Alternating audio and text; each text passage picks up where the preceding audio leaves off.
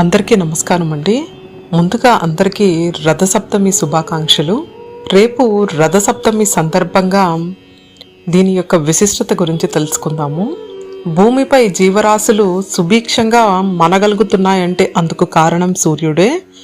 ఈ కారణంగానే బాణుణ్ణి కనిపించే దేవుడని ప్రత్యక్ష దైవంగా కొలుస్తాము.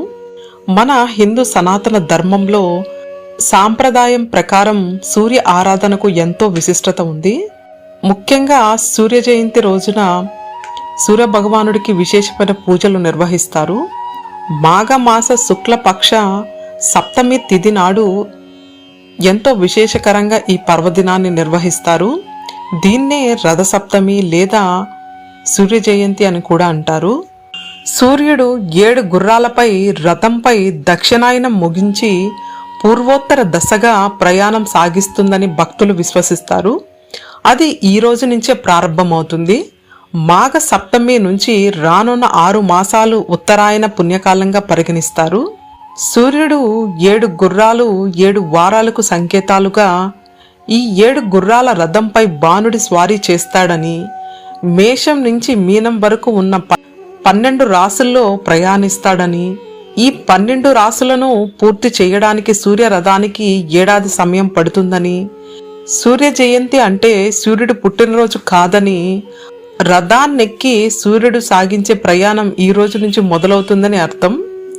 సూర్యుడు ఒక్కొక్క రాశిలో సంచరించే కాలాన్ని ఒక్కొక్క మాసంగా పరిగణిస్తారు.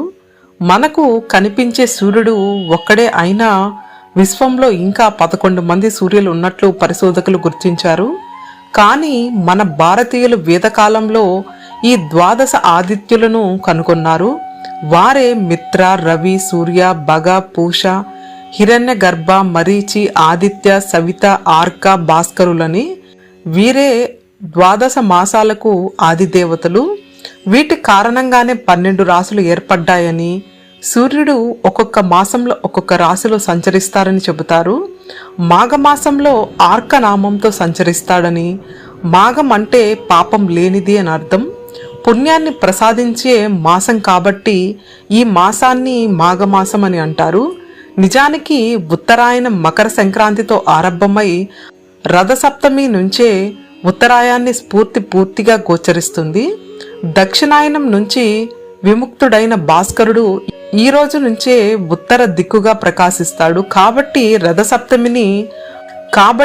రథసప్తమిని సూర్యగ్రహణ తుల్యంగా భావించి పితృదేవ ఋషి తర్పణాలను ఇవ్వాలనే నియమాన్ని నిర్ణయించారు. కుటుంబంలో అన్ని ప్రాణులకు సూర్యుడే ఆత్మ.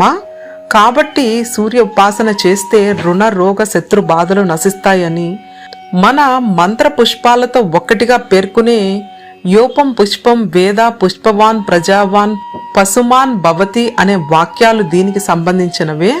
సూర్య ఆరాధన చేసేవాడు పుష్పవంతుడు, సంతానవంతుడు, పశు సంపద సమృద్ధివంతుడు అవుతాడని, సూర్యకాంతిలోని కిరణాల ప్రభావం వల్లే శరీరానికి సహజంగా సిద్ధంగా విటమిన్ డీలు లభిస్తాయని, సూర్యకిరణాలు శరీరంపై తప్పక ప్రసరించాలని, అందుకే వైదిక వాజ్మయం సంధ్యావందనం, సూర్య నమస్కారాలు, ఆజ్ఞ ప్రదానం మొదలైన ప్రక్రియలు ప్రవేశపెట్టింది. ఓం శ్రీ సూర్య భగవాన్ దేవియే నమః.